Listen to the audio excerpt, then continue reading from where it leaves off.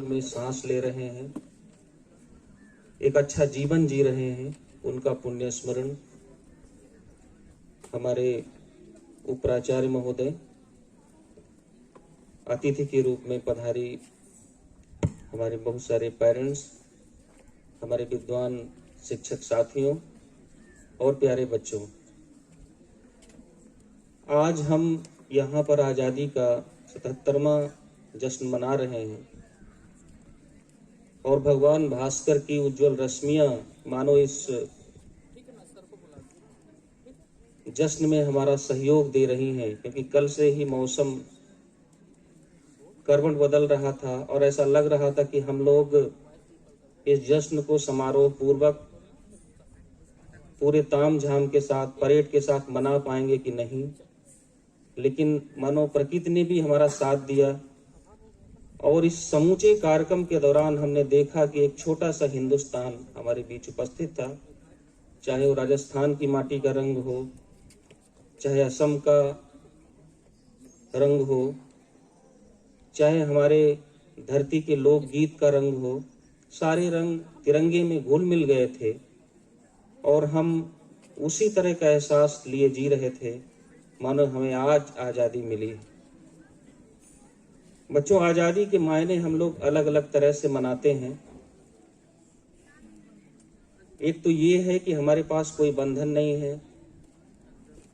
लेकिन सिर्फ बंधनों का अभाव होना या बंधन ना होना ही आज़ादी नहीं है, क्योंकि जब तक विकास के अवसर नहीं मिलेंगे, हमें ऐसे माहौल नहीं मिलेंगे कि हम अपनी प्रतिभाओं को चरम तक पहुंचा सकें, हमें ऐसी शिक्षा दीक्षा संस्कार और ऐसा शांत माहौल नहीं मिलेगा कि अपनी प्रतिभा को निखार सकें, तब तक वो आज़ादी अधूरी है, वो नकारात्मक आज़ादी। पिछले वर्षों में भारत ने साबित किया है कि भारत अपने आंतरिक और बाह्य मामलों में पूर्णतः स्वतंत्र है। भारत की विदेश नीति में, खासकर अभी रशियन वार में यूक्रेन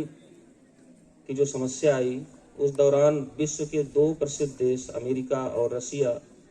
के बीच भारत ने जो संबंध निभाए, उससे आज हम इस स्थिति में पहुंच गए हैं कि आज भारत आंतरिक और बाह्य रूप में किसी भी बड़े देश का गुलाम नहीं,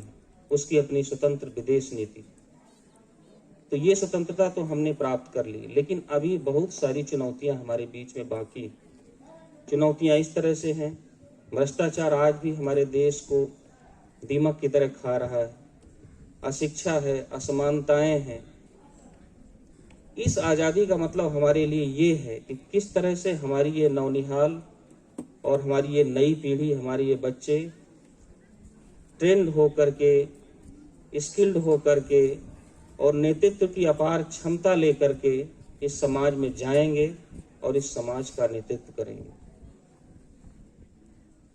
आप काफी देर से कड़ी धूप में बैठे हैं, बीच बीच में ठंडी छांव भी मिल जाती है। हम लोग कल्पना करें कि वो लोग जिन्होंने इस देश के लिए सपने संजोए थे, जिनकी होली दिवाली का कोई मतलब नहीं था, जिन्होंने देश के लिए अपने प्राण त्यागे, उनकी भावनाओं में जब जाएंगे तो उन सपनों को साकार करने की जो जिम्मेदारी है वो हम पर है। आज के लिए सिर्फ हम लोगों के लिए, खासकर विद्यार्थियों के लिए, ये बातें महत्वपूर्ण हैं कि अपने देश को हम कैसे आगे ले जाएं।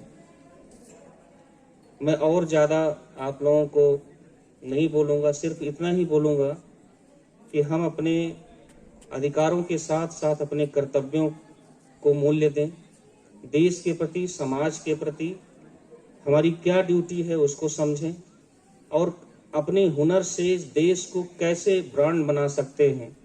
इंडिया पूरे विश्व में